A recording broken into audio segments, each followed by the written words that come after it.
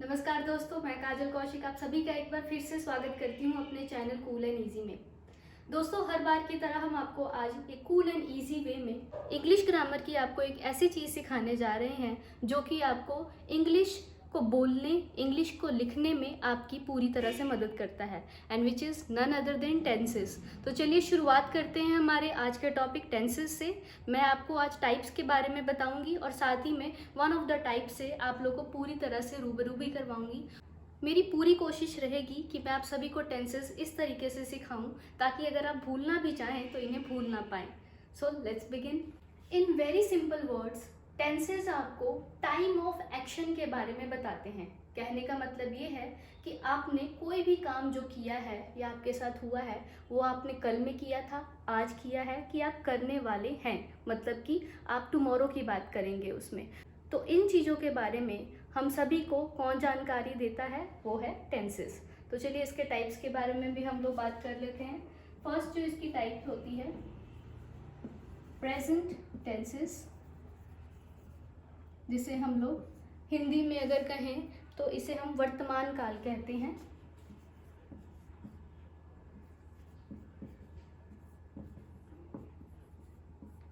Second is past tenses, जिसको हम लोग भूतकाल कहते हैं, मतलब कि बीता हुआ समय। थर्ड टाइप है हमारी फ्यूचर टेंसेस की, जिसे भविष्यकाल कहा जाता है।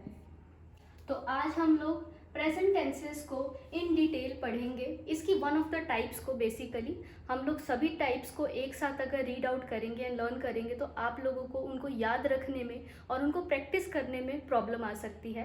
मैं आप सभी को सिखाऊंगी कि कैसे आप बहुत ही आसानी से इन टेंसेस के इस्तेमाल को लर्न कर सकते हैं। एंड बिलीव मी, अगर आप मेरी वीडियो को पूरा देख लेंगे तो आप पूरी ज़िंदगी प्रेजेंट टेंसेस के रूल्स एंड इसके रेगुलेशंस को नहीं भूलेंगे और आप बहुत ईजिली इसके रूल्स को अपने सेंटेंस फॉर्मेशन के लिए यूटिलाइज कर पाएंगे। तो चलिए शुरू करते हैं। So in present tenses we have 4 categories of it. First one is indefinite tenses, जिसे हम लोग सिंपल प्रेजेंट टेंस भी बोलते हैं। सेकेंड आ जाता है हमारे पास प्रेजेंट कॉन्टिन्यूस टेंसेस, जिसे हम प्रेजेंट प्रोग्रेसिव भी बोलते हैं। प्रेजेंट प्रोग्रेसिव भी बोलते हैं। थर्ड आ जाते हैं हमारे पास present perfect, and fourth one in the list is present perfect continuous. अब इन चारों टाइप्स को हम लोग एक दिन में लर्न करेंगे तो हम इन सभी के यूसेज में कंफ्यूज हो सकते हैं। तो इसीलिए आज मैं आप लोगों को प्रेजेंट टेंसेस के फर्स्ट फॉर्मेट यानी कि इनडेफिनिट, प्रेजेंट इनडेफिनिट टेंसेस के बारे में पढ़ाऊंगी और एग्जाम्पल्स के थ्रू आप लोगों को इसके बारे में पूरी तरह से क्लियर करने की कोशिश करूंगी। तो चलिए शुरू करते हैं हम प्रेजेंट इनडेफिनिट टेंसेस के बारे में।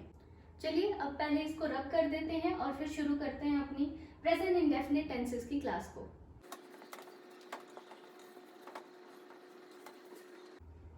So let's begin with our simple present indefinite tenses. सबसे पहले मैं आप सभी को सिंपल प्रेजेंट इंडेफिनिट टेंसेस की पहचान करनी सिखा देती हूँ, ताकि अगर आप लोगों के सामने कोई भी हिंदी या पंजाबी में सेंटेंस आए तो आप उसको इजीली इस रूल का इस्तेमाल करके, इस टेंस के रूल्स को इस्तेमाल करके आप उसे इंग्लिश में कन्वर्ट कर सकें। तो लेट्स बिगिन। इस सेंटेंस की जो आइडेंटिटी होती है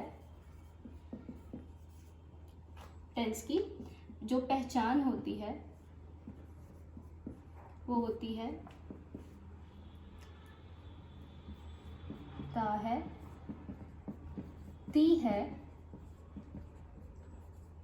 ते हैं। अगर इसी चीज़ को हम लोग पंजाबी में देखें तो दी है, दे हैं, दा है और दे हन। हिंदी के इन लेटर्स से जब आपका सेंटेंस खत्म होता है तो उसका मतलब ये है कि वो सेंटेंस कौन सा सेंटेंस है, सिंपल प्रेजेंट इंडेफिनिट टेंस। इसके ही अंदर भी काफ़ी सारी जो इसकी टाइप्स फॉल करती हैं। इसमें से सबसे पहला जो सेंटेंस का कैटेगरी आप लोगों को मिलता है, जिसका रूल आप सभी को मालूम होना ज़रूरी है, that is affirmative sentences. Affirmative sentences का मतलब होता है बेसिकली पॉजिटिव सेंटेंसेस। इसका मतलब ये हो गया कि जब आपके सेंटेंस में किसी भी तरह का नेगेशन नहीं है, मतलब नो, नॉट, इस तरह की कोई बात नहीं की गई है, ना ही आपसे कोई किसी तरह का सवाल पूछा गया है, तो उसको हम लोग बोलते हैं अफर्मेटिव सेंटेंसेस या फिर पॉजिटिव सेंटेंसेस। अब चलिए इसके रूल के बारे में हम थोड़ा सा लर्न कर लेते हैं, और रूल को समझना बहुत अच्छे से इम्पॉर्टेंट है, तो आप बड़े ध्यान से सुनना और आप लोग समझने की कोशिश करना। अगर आप लोगों की कोई क्वेरीज होंगी तो आप लोग हमें सजेशन बॉक्स में अपने कमेंट्स पोस्ट करके बता सकते हैं। So the rule for affirmative sentences is subject plus main verb plus S और ईएस प्लस ऑब्जेक्ट।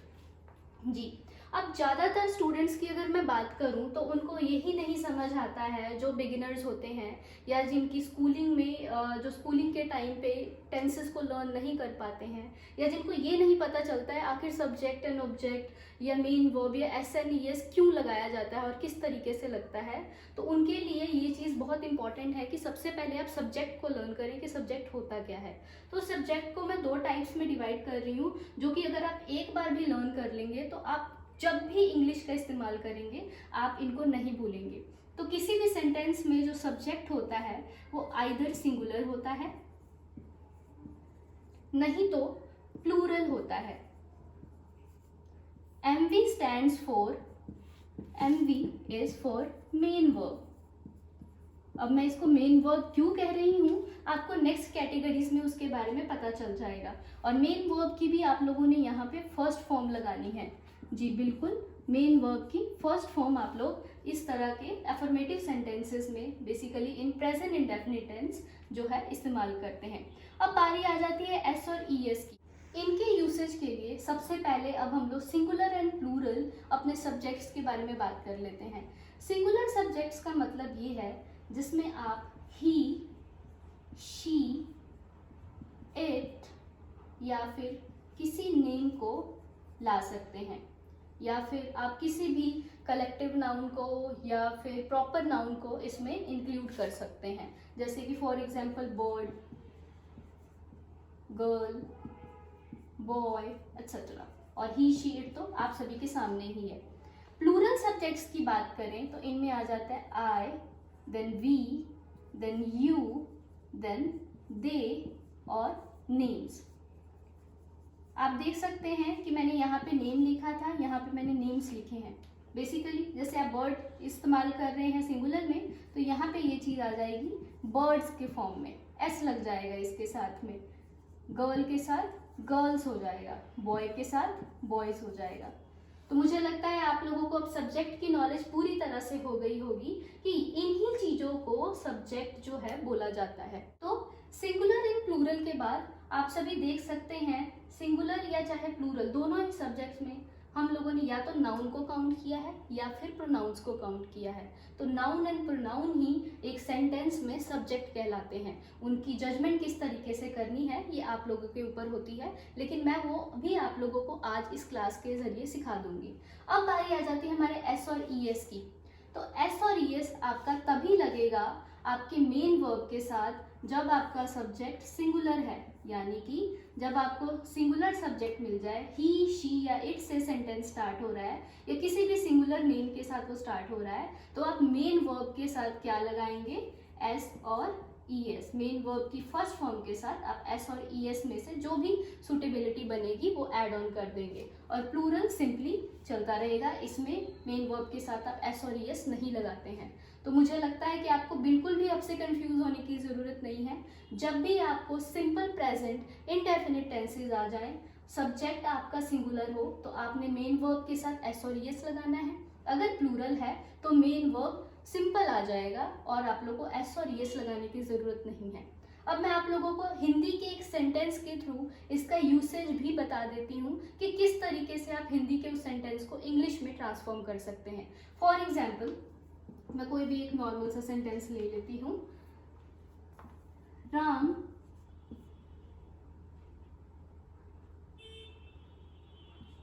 कपड़े धोता है। बहुत ही नॉर्मल सा सेंटेंस है, आप देख सकते हैं इसमें कोई भी नेगेशन नहीं है, नॉट वाली कोई बात नहीं हो रही है, कोई सवाल नहीं पूछा जा रहा है। बस हमें क्लियरली ये पता चल रहा है कि जो भी काम है वो रोज हो रहा है से हमें ये जानकारी मिलती है कि it is about today, present. तो इसको अब हम चेंज करेंगे इंग्लिश में। इंग्लिश में चेंज करने के लिए जब आपने जज कर लिया ता है, जैसे कि मैंने आप लोगों को सबसे ऊपर बताया था, आप देख सकते हैं ता है से हमारी पहचान है कि ये इनडेफिनिट जो है सेंटेंस है। अब हम लोग इस हिंदी के सेंटेंस को भूलकर अपने रूल को रिमाइंड करेंगे। सब्जेक्ट जो कि सबसे पहले है। अब सब्जेक्ट हमारा कौन है, मैंने आप लोगों को बताया था सब्जेक्ट में नेम्स आ सकते हैं, ही, शी, इट आ सकता है। राम हमारा सब्जेक्ट है, राम एक सिंगल पर्सन है, तो इसीलिए हम लोग यहाँ पे राम को लिखेंगे सबसे पहले। अब ये सिंगुलर नाउन है हमारे पास, दैट मीन्स मेन वर्ब के साथ हम लोग एस और एस लगाएंगे। कपड़े धोना, अब आप सोच रहे होंगे कि इसको हम कैसे चेंज कर सकते हैं। अगर हम लोग इंग्लिश में इनकी मीनिंग को देखें तो ये कपड़े के लिए आप क्लोथ्स यूज कर सकते हो, धोने के लिए आप लोग वॉश यूज कर सकते हो। बट अगर हम लोग यहाँ पे राम क्लोथ वॉश लिखें तो कोई मीनिंग नहीं बनेगा। इसीलिए हम लोग ये फॉलो करते हैं कि हिंदी के सेंटेंस को भूलकर हम लोग रूल के ऊपर फोकस करें। सब्जेक्ट के बाद आप लोग देख सकते हैं क्या आएगा, मेन वर्ब आएगी। तो मेन वर्ब हमारा क्या है, एक्शन क्या हो रहा है, धोने का, कपड़े वॉश करने का।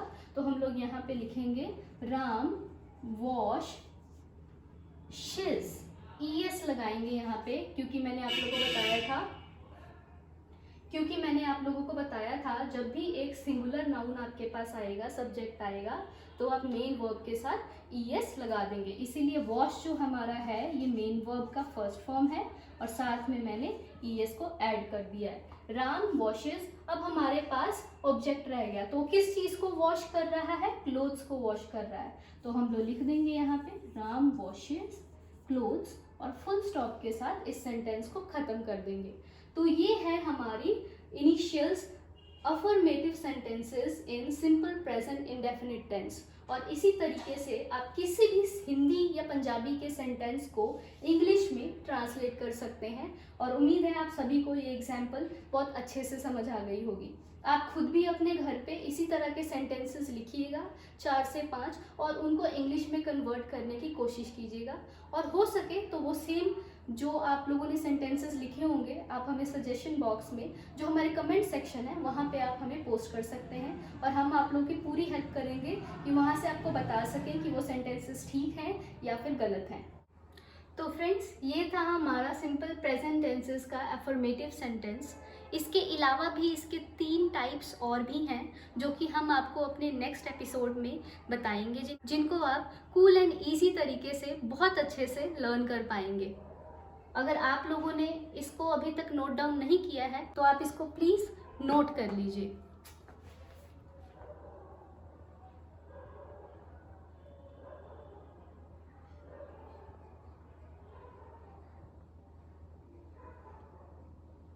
मैंने अपने इस वीडियो को बहुत ही ज़्यादा defined and at the same time precise रखने की कोशिश की है ताकि आप लोगों से कनेक्ट कर सकूं। सिंपल प्रेजेंट टेंसेस की नेक्स्ट टाइप्स के बारे में लर्न करने के लिए हमारे साथ जुड़े रहें और हमारी नेक्स्ट वीडियो का वेट कीजिए। और हम बहुत ही जल्दी आपके लिए अपनी नेक्स्ट वीडियो भी लॉन्च करेंगे ताकि आप लोगों को लर्निंग में कोई भी ब्रेक ना लगाना पड़े। इसी के साथ मैं आप सभी से अलविदा लेती हूँ। अपने नेक्स्ट एपिसोड में आपसे फिर मिलूंगी और कूल एंड ईजी वे में आप लोग को पढ़ाने की और सिखाने की पूरी कोशिश करूंगी। Till then please subscribe my channel if you haven't subscribed it yet. हमारे वीडियो को लाइक करना और उस पर कमेंट करना बिल्कुल भी मत भूलिए। सब्सक्राइब बटन के साथ दिए बेल आइकन को प्रेस करना बिल्कुल मत भूलिए। एंड अपने घरों में सेफ रहिए। Tata, bye bye.